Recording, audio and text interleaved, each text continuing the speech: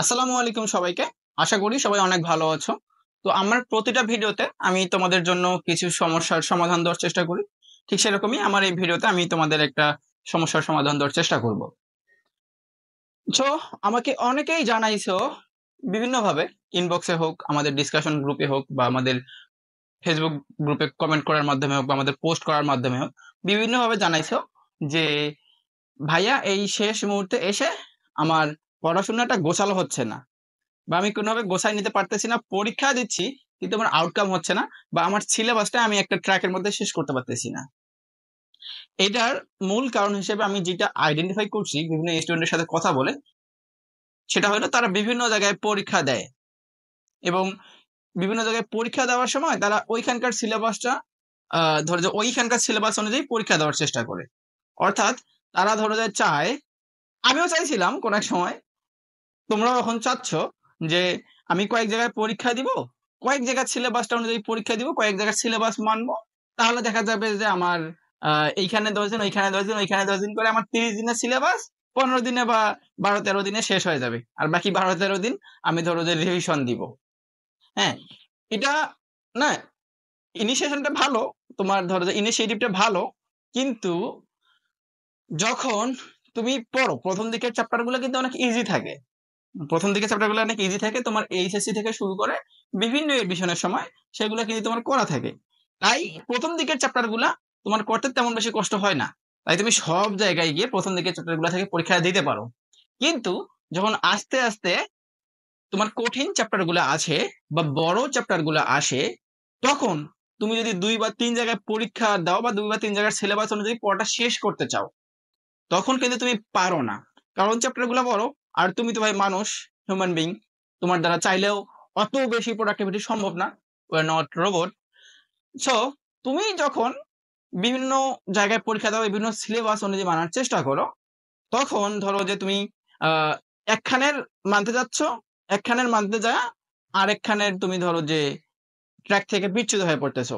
আবার দেখা গেল তুমি এটা কয়েকদিন স্থগিত রাখলা, আরেকটা প্ল্যাটফর্মের বা আরেক জায়গায় যেখানে তুমি পরীক্ষা দিচ্ছ সেটা মানার চেষ্টা করতেছো, যার কারণে তুমি 2 জায়গা থেকে কিন্তু বিচ্ছিন্ন হয়ে গেলা, তোমার পড়াশোনার ট্র্যাকটা এইখানেই নষ্ট হয়ে গেল। সো আমি যেটা বলবো, পরীক্ষা দেওয়া কখনোই খারাপ কিছু না, পরীক্ষা তুমি দিবা।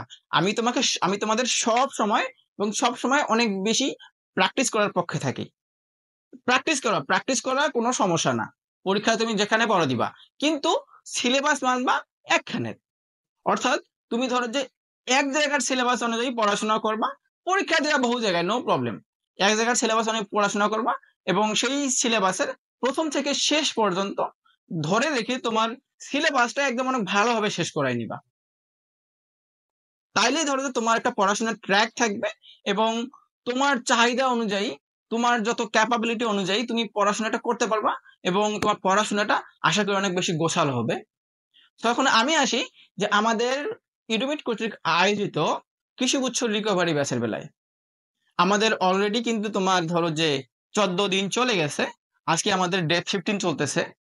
তো অনেকেই চাচ্ছ যে আমাদের সাথে এখন কন্টিনিউ করতে, কারণ আমাদের যে রুটিনটা, আমাদের যে টাস্ক দেওয়ার সিস্টেম, আমাদের যে পরীক্ষার মানে কর্মসূচি, সেগুলা অনেকের কাছে ভালো লাগতেছে। তো তারা এখন আমাদের সাথে কন্টিনিউ করতে যাচ্ছ। এখন তাদের প্রশ্ন হইল যে ভাইয়া আমাদের তো অলরেডি 14টা দিন চলে গেছে, তো আমরা এখন কি করব যদি আপনাদের সাথে চলতে যাই? তো এর উত্তরে আমি বলবো যে তোমরা যদি আমাদের সাথে এখন চলা শুরু করো, এটা কখনো তোমাদের ভুল সিদ্ধান্ত হবে না। এবং তোমরা যদি আমাদের ট্র্যাকে চলতে চাও, তার জন্য যেই কথাগুলো আমি বা যেই উপদেশগুলো তোমাদের দিতে পারি তা হইলো যে, আমাদের ধরো যে এখন কথা চলতেছে ডে 14 বা ডে 15 চলতেছে আজকে, তো আমাদের ডে 17 বা 18 পর্যন্ত আছে, তারপর ধরো যে 4 দিনের পূজার ছুটি আছে। এই 4 দিনের পূজার ছুটিতে তোমরা ধরো যে আমাদের যে টাস্ক কিপারের ডে গুলো চলে গেছে, সেগুলো তোমরা একদম ডে ওয়াইজ পড়াশোনা করতে পারবা। অর্থাৎ ডে ওয়াইজ তোমাদের ওগুলা শেষ করতে পারবো, যেহেতু ওগুলা প্রথম দিকের চ্যাপ্টার ছিল, প্রথম দিকের চ্যাপ্টার গুলো অনেক ইজি, এবং আমাদের অনেকেরই সেগুলো পড়া থাকে, সুতরাং পড়তে বেশি সমস্যা না হবার কথা। এবং একটু বা যদিও কষ্ট হবে, পড়াশোনার মানে কষ্ট হলেও পড়া উচিত, কারণ সেটা পরবর্তীতে আমাদের কৃষিগুচ্ছ পরীক্ষায় আমাদের জন্য অনেক বেশি সহায়ক হবে। এবং তোমাদের জন্য আমরা যেটা করছি, সকল পরীক্ষার লিঙ্ক, সকল নোটের লিঙ্ক, সকল সাজেশনের লিঙ্ক আমরা একটা পোস্টের মাধ্যমে দিয়ে দেওয়ার চেষ্টা করছি, যেখানে তোমরা চাইলেই আমাদের যে কোনো দিনের পরীক্ষা, অর্থাৎ আমাদের ডে 1 থেকে শুরু করে ডে 15 পর্যন্ত যে পরীক্ষাগুলো হয়েছে বা ডে 14 পর্যন্ত যে পরীক্ষাগুলো হয়েছে তোমরা ইজিলি দিতে পারবা। তবে এক্ষেত্রে তোমরা মেরিট লিস্টে নাম দেখতে পারবে না। যদি তোমরা মেরিট লিস্টে তোমাদের নাম দেখতে চাও তাহলে আমাদের ডেইলি পরীক্ষাগুলো তোমাদেরকে দিতে হবে, এবং ডেইলি পরীক্ষাগুলো দিতে হবে 24 ঘন্টার মধ্যে, তাহলেই তুমি তোমার মেরিট লিস্টের নাম দেখতে পারবা।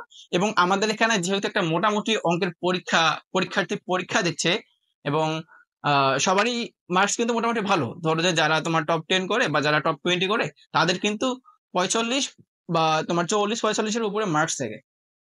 সুতরাং এখানে অনেক হাড্ডে হাড্ডে একটা লড়াই হচ্ছে, এবং তোমরা যদি এদের সাথে লড়াই করো তাহলে নিজের অবস্থানটা আসলে বুঝতে পারবা যে তুমি কোন অবস্থানে আছো এবং তোমার প্রিপারেশনটা এখন কোন অবস্থায়, কোন মানে কিরকম নেওয়া উচিত। আশা করছি তোমরা আমার এই তোমার অ্যাডভাইসটা মেনে চলার চেষ্টা করবা, অর্থাৎ তোমরা পরীক্ষা দিবা বিভিন্ন জায়গায়, নো প্রবলেম, পরীক্ষা দিবা, practice makes a man perfect, যত বেশি প্র্যাকটিস করবা তত বেশি তোমার লাভ হবে। ওই পরীক্ষাগুলোতে তোমার যেগুলো ভুল হবে সেগুলো তুমি শুধরানোর চেষ্টা করবা, কিন্তু তুমি সিলেবাস মানবা একখানের, এক জায়গার সিলেবাস অনুযায়ী তোমার ধরো যে পুরো সিলেবাসটা তুমি শেষ করে নেওয়ার চেষ্টা করবা। তারপর যখন মডেল টেস্ট আসবে তুমি তো ইজিলি দিতে পারতেছো, কারণ তোমার সিলেবাস শেষ। তো আশা করছি ভিডিওটি ভালো লাগলো। আমাদের এই তথ্যগুলো তোমরা তোমার বন্ধুদের কাছে পৌঁছায় দাও, আশা করি তোমাদের সাথে সাথে ওদেরও উপকার হবে। সবাইকে সালাম, আসসালামু আলাইকুম।